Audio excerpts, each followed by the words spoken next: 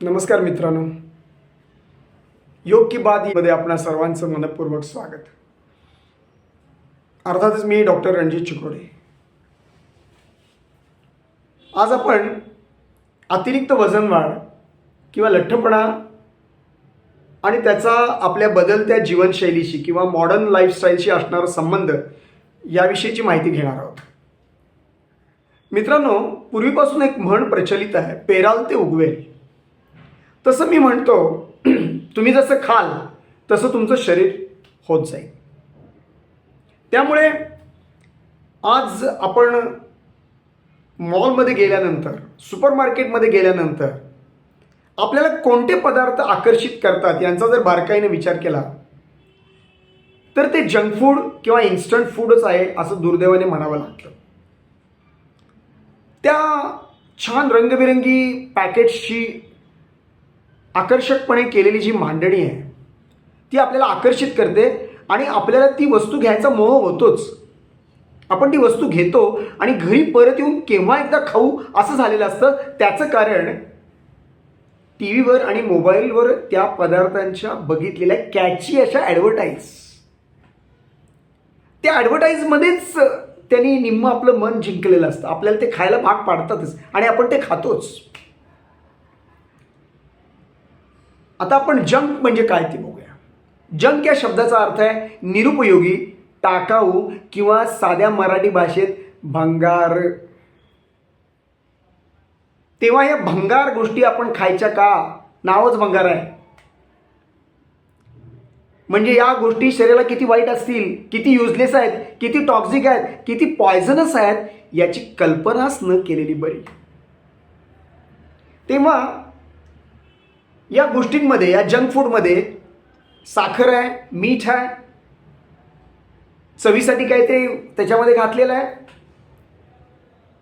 परंतु त्याच्यामध्ये व्हिटॅमिन्स नाहीत, त्याच्यामध्ये फायबर नाही, त्याच्यामध्ये पोषक तत्व अतिशय कमी आहेत किंवा नाहीतच. न्यूट्रिशनल व्हॅल्यू, त्याची पोषण मूल्य खूप कमी आहेत किंवा नाही, झिरो आहेत म्हटलं तरी चालेल.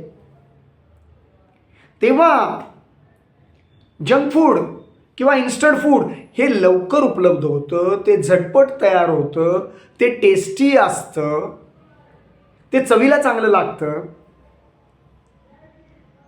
किंवा तुमच्या भाषेमध्ये ते यम्मी यम्मी लागतं म्हणून तुम्ही ते आणता. पण जिभेला चांगले असलेले पदार्थ शरीराला वाईट असतात, लिदल असतात, धोकादायक असतात असं लिहून ठेवलेलं आहे आयुर्वेदामध्ये. त्यामुळे हे पदार्थ लिदल काय, ते धोकादायक आहेत याचा जर बारकाईने विचार केला तर असं लक्षात येईल की याच्यामध्ये आर्टिफिशियल ॲडिटिव्ज आहेत किंवा प्रिझर्वेटिव्ज घातलेले आहेत की ज्यामुळे हे पदार्थ त्या पॅकेटमध्ये जास्त दिवस टिकतात. आणि शिवाय ही पॅकेट मोठी दिसावीत म्हणून त्याच्यामध्ये नायट्रोजन वायू सोडलेला आहे. मोठी ती फुगलेली दिसतात आणि 5 रुपयाला मिळतात. त्यामुळे मुलं ती घरी घेऊन येतात. मुलंच हे जास्त प्रमाणामध्ये खात आहेत. शाळेत जाताना, शाळेतनं येताना पालकांनी त्यांना बसला आणि रिक्षाला पैसे दिलेले आहेत शाळेत जाण्याकरता, तर ते सांगतात की मी रिक्षाने गेलो, जात नाहीत, मुलाच्या सायकलवरनं दुसऱ्या मित्राच्या जातील आणि ते पैसे ते असले पदार्थ खायला वापरतील. तेव्हा तुमची मुलं काय खात आहेत, कुठं जात आहेत, वेळेवर क्लासला जात आहेत का, वेळेवर कॉलेजला जात आहेत का, हे सुद्धा तुम्हाला पाहिलं पाहिजे. कारण अशा प्रकारच्या अन्नामुळे मुलांना ॲसिडिटी होते. हल्ली लहान मुलांना ॲसिडिटी व्हायला लागली. आयुर्वेदामध्ये असं लिहून ठेवलेलं आहे की 16 वर्षाच्या खाली फक्त कफाचे विकार होतात, पित्ताचे होत नाहीत. पण दुर्दैवाने अशा प्रकारच्या खाण्यामुळे आता लहान मुलांना सुद्धा पित्त व्हायला लागले. मोठी माणसं तर खातातच, पार्टीला वगैरे खात आहेत. आणि मग त्यांना ब्लड प्रेशर, डायबिटीस, रक्तवाहिन्यांचे विकार, पोट साफ होत नाही, बद्धकोष्ठ, मूळव्याध, फिशर, कॅन्सर यासारखे रोगसुद्धा भरपूर प्रमाणामध्ये वाढतात असं दिसून यायला लागलेलं आहे. लहान मुलांच्या मध्ये दाताचे विकार वाढलेत चॉकलेट खाल्ल्यामुळे, केसांचे विकार वाढलेत, मुलींच्यामध्ये त्वचा वाईट दिसते, त्वचेचे विकार वाढलेत. ते सगळे या अन्नामुळे वाढलेले आहेत. तेव्हा हे अन्न अशा प्रकारचं खायचं आणि एकाच ठिकाणी बसायचं, त्यामुळे वजनं वाढत आहेत. माझ्याकडे परवाच एक मुलगी आली होती, ती 9वीला होती. तिची उंची 5 फूट 2 इंच आणि वजन 79 किलो. तिची आई तिला घेऊन आली होती, हिचं वजन कमी करा. तिला मी काही गोष्टी सांगितल्या. तिचं वजन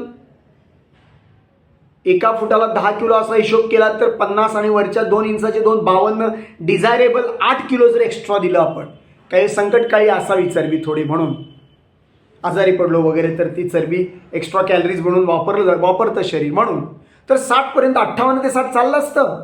पण 79 किलो, 21 किलो वजन जास्त. तेव्हा त्यांना काही गोष्टी सांगितल्या. तिची आई म्हणाली हिला तुमच्या योगाच्या क्लासला पण घ्या.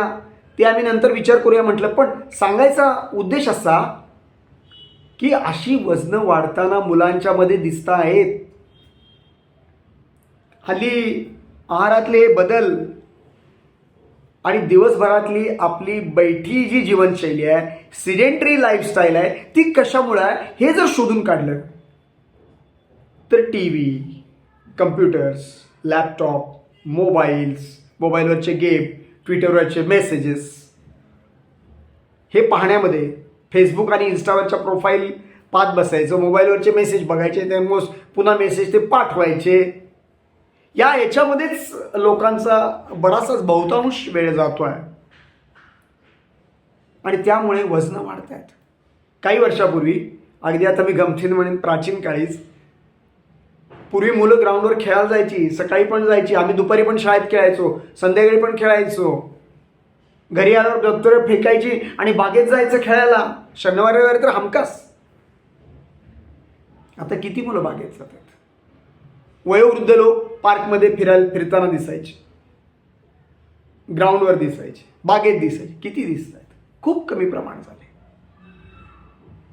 आता हल्ली प्रमाण वाढले ते म्हणजे मोबाईलवर बसून मोबाईलवर नुसतं चॅटिंग करत बसायचं.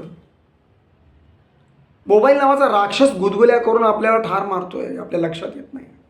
मोबाईलचं व्यसन आपल्याला लागलंय. या व्यसनाचं विळख्यात आपण सापडलेलो आहे आणि म्हणूनच आपल्याला हा मोबाईल आळशी बनवतोय. बसून बसून बसून आणि असलं खाल्ल्यामुळं, इन्स्टंट जंक, तळलेलं, तुपकट, तेलकट खाल्ल्यामुळं आपलं वजन वाढतं आहे. आपण लठ्ठ होत आहोत. लठ्ठपणा चोर पावलाने कधी आपल्या शरीरात चंचू प्रवेश करतोय हे आपल्याला कळत सुद्धा नाही आहे.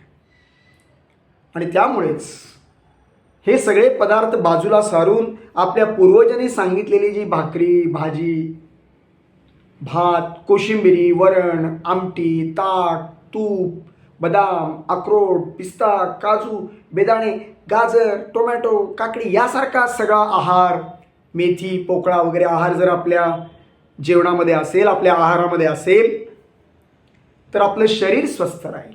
शरीर चांगलं राहिलं तर आपलं मन चांगलं राहील आणि लठ्ठपणा आपल्या मागे लागणार नाही. आता काही वेळेला काही दुर्दैवी लोक असतात, काही स्त्रियांमध्ये MC जाते, मेनोपॉज येतो आणि वजन वाढतं. काही स्त्रियांमध्ये हायपोथायरॉइड असतं, त्यामुळे वजन वाढतं. काही मुली अनफॉर्च्युनेट असतात, दुर्दैवी असतात, त्यांना PCOD मागं लागते, PCODचा त्रास आणि वजन वाढतं. ही गोष्ट वेगळी, हे आपण वेगळ्या पद्धतीने त्याचा विचार नंतर करू. पण आहारामुळे आणि बैठ्या जीवनशैलीमुळे जे वजन वाढत आहे, जे अतिरिक्त वजन वाढ आहे, ती आपण रोखू शकतो. होय, आपण रोखू शकतो. तेव्हा आज आपण हा संकल्प करूया की हे सगळं मी बाजूला सारणार आहे.